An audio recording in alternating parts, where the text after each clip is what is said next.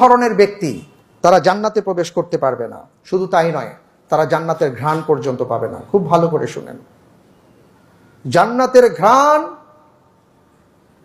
কম করে হলেও 500 মাইল দূর থেকে বা 5000 মাইল দূর থেকে, হাদিসের নানা ভাষ্য অনুপাতে, অর্থাৎ অনেক দূর থেকে জান্নাতের ঘ্রাণ পাবে, কিন্তু সেই ঘ্রাণটা তারা পর্যন্ত পাবে না।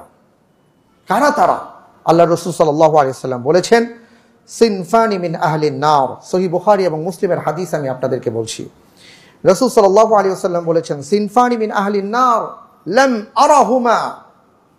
দুই শ্রেণীর ব্যক্তি আছে আমার উম্মতের মধ্যে যাদেরকে এ পর্যন্ত আমি দেখি নাই। অর্থাৎ আল্লাহ রাসূল সাল্লাল্লাহু আলাইহি ওয়াসাল্লামের যুগে এই দুই ধরনের ব্যক্তি তখনও পর্যন্ত ছিল না, কিন্তু রাসূল সাল্লাল্লাহু আলাইহি ওয়াসাল্লাম অগ্রিম আমাদেরকে সতর্ক করে গেছেন। কওমুম মাআহুম সিয়াতুন কাআযনাবিল বাকর ইয়াদরিবুনা বিহান নাস। এক ধরনের মানুষ হবে, এমন একটা জাতি হবে, একটা শক্তি হবে, যারা মানুষদেরকে নির্বিচারে, মানুষের উপর নির্বিচারে অত্যাচার করবে, এবং তাদের হাতে লাঠি থাকবে, অথবা ছাগলের যেমন লেজ থাকে এমন লেজের মতন থাকবে, এটা দিয়ে তারা মানুষদেরকে নির্বিচারে প্রহার করবে, অত্যাচার করবে, শাসন করবে। রাসূল সাল্লাল্লাহু আলাইহি ওয়াসাল্লাম বলছেন, এদেরকে আমি এখনো দেখি নাই। এরা হলো এক শ্রেণীর লোক যারা জাহান্নামে যাবে। শুধু তাই না, জাহান্নামে যাবে তো শুধু তাই না, জান্নাতের ঘ্রাণ পর্যন্ত তারা পাবে না। দ্বিতীয় শ্রেণীর লোকের কথা রাসূল সাল্লাল্লাহু আলাইহি ওয়াসাল্লাম বলেছেন, ওয়ানিসাউন কাসিয়াতুন আরিয়াতুন মুমিলাতুন মাইলাত। ওই সকল নারীরা আমার উম্মতের মধ্যে যারা মুসলমান, যাদের নাম হবে ফাতিমা, আয়েশা, এইভাবে তাদের নাম হবে, কিন্তু তাদের অবস্থা কি হবে? তাদের পোশাক হবে এমন যে পরেছেন পোশাক, কিন্তু সেই পোশাক পরার পরেও আসলে তাদের মনে হবে না যে তাদের গায়ে কোনো পোশাক আছে। আমি পুরো হাদিসের শব্দিক তর্জমা না করে ভাব অর্থটা আমি আপনাদের সামনে তুলে ধরলাম। রাসূল সাল্লাল্লাহু আলাইহি ওয়াসাল্লাম বললেন, লা ইয়াদখুলুনাল জান্নাহ অথবা লা ইয়াদখুলনাল জান্নাহ। এরা জান্নাতে যেতে পারবে না। এরা নামাজ পড়বে, এরা রোজা রাখবে, কিন্তু তাদের পোশাকের কারণে, তাদের বেপরদার কারণে তারা জান্নাতে যেতে পারবে না। ওয়ালা ইয়াজিদনা রিহাহা। জান্নাতের তারা ঘ্রাণ পর্যন্ত পাবে না। যদিও রাসূল সাল্লাল্লাহু আলাইহি ওয়াসাল্লাম বলেছেন, ইউজাদু মাইসারাতিন কাযা ওয়া কাযা। যদিও এই জান্নাতের ঘ্রাণ অনেক দূর থেকে পাওয়া যায়। আল্লাহু আকবার। আমরা অনেকে বুঝি না। আমরা অনেক ক্ষেত্রে যেটা করি, আমাদের মাদের কথা বলবো, আমাদের আপাদের কথা, বোনদের কথা বলবো, যে আপনি পর্দার সাথেই চলার চেষ্টা করছেন, কিন্তু আপনার মেয়ের বয়স 14, 15, 18, 20। আপনি পর্দা করেন, কিন্তু আপনার মেয়ে তো পর্দা করছে না। আপনি ভাবছেন ওর পর্দার এখন দরকার নেই, ছোট মানুষ। আমাদের উল্টো হয়ে গেছে। মায়ের বয়স 65, 70, উনি পর্দা করেন। নাতনির বয়স 20, 25, 18-র মধ্যে, ওনার কোনো পর্দা নেই। মেয়ের বয়স 30-এর মধ্যে, ওনার কোনো পর্দা নেই। ভাবছেন ওনার পর্দা লাগবে না। এটা উল্টো হয়ে যাচ্ছে না? আপনি কি এটার জন্য দায়ী কিনা আল্লাহ রাব্বুল আলামিনের কাছে আপনি কি জবাব দেবেন যদি আল্লাহ তাআলা আপনাকে জিজ্ঞেস করেন?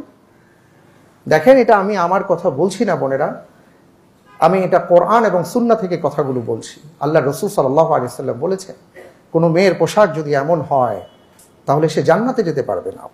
এবং হাদিসের মধ্যে আরও আসছে, কোরআনে কারীমের আয়াতের কথা যদি বলি, যে আজকে পোশাকের যে একটা ভয়াবহতা চলছে, আমাদের পোশাকের মধ্যে যে দুর্ভিক্ষ চলছে, কোরআনে কারীমের আয়াত এসছে, ইয়া বানি আদম ক্বাদ আনজালনা আলাইকুম লিবাসান ইউয়ারি সাওআতিকুম ওয়া রিশা ওয়া লিবাসুত তাকওয়া যালিকা খায়র।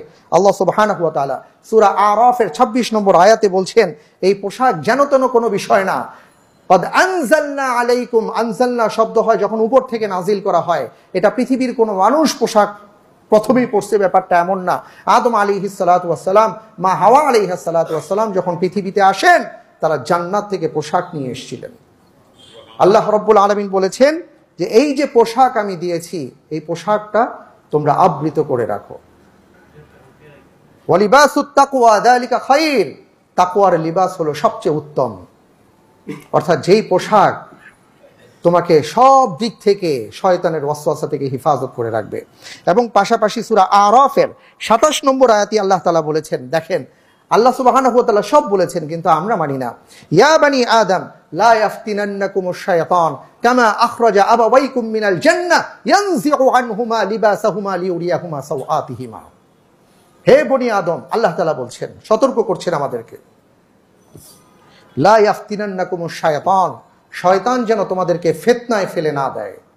শয়তান এমন ভাবে তোমার সামনে উপস্থাপন করেছে, তুমি এখন ওয়েস্টার্ন কালচারের যে সকল পোশাক, এটা কি নিজের পোশাক ভাবতে শুরু করেছো। তুমি অমুক সিনেমার নায়ক নায়িকার পোশাক পরছো, অমুক নাটক দেখে অমুকের পোশাক তোমার ভালো লাগছে। খবরদার, শয়তান যেন তোমাকে ফিতনায় ফেলে না দেয়। লা ইয়াফতিনান্নাকুমুশ শাইতান, যেভাবে কামা আখরাজা আবাওয়াইকুম মিনাল জান্নাহ, শয়তানের প্রথম আক্রমণ হয়েছিল পোশাকের উপরে, আদম আলাইহিস সালাতু ওয়াস সালাম, হাওয়া আলাইহিস সালাতু ওয়াস সালামের উপর। এবং এই আক্রমণ করার ফলে আমাদের বাবা আদম মা হাওয়ার পোশাক খুলে গিয়েছিল। আল্লাহ তাআলা বলছেন, খবরদার, সতর্ক থাকো, শয়তান যেন তোমাদের পোশাক খুলতে না পারে। আজকে আমরা কি অবস্থা আমাদের, এটা নতুন করে বলার কিছু নাই। আমাদের ছেলেদের পোশাক উপর থেকে নামতেই আছে, এই নেমে কোথায় গিয়ে ঠেকবে আমরা জানি না। আর কি নিচে স্যান্ডেলের নিচে ওনার প্যান্ট এখন চলে গেছে, আর কোমরের নিচ থেকে নামছে, কোথায় গিয়ে নামবে আল্লাহু আলাম। আর মেয়েদের পোশাক ঠিক উল্টো হচ্ছে। আল্লাহ হিফাজত করুন, আল্লাহ হিফাজত করুন। পোশাকের উপর যেন আক্রমণ না হয় আপনার সন্তান সন্ততির বেলায়, আপনার বেলায়, এটা আমাদেরকে খেয়াল রাখতে হবে। এটা আল্লাহ তাআলা আমাদেরকে সতর্ক করেছেন।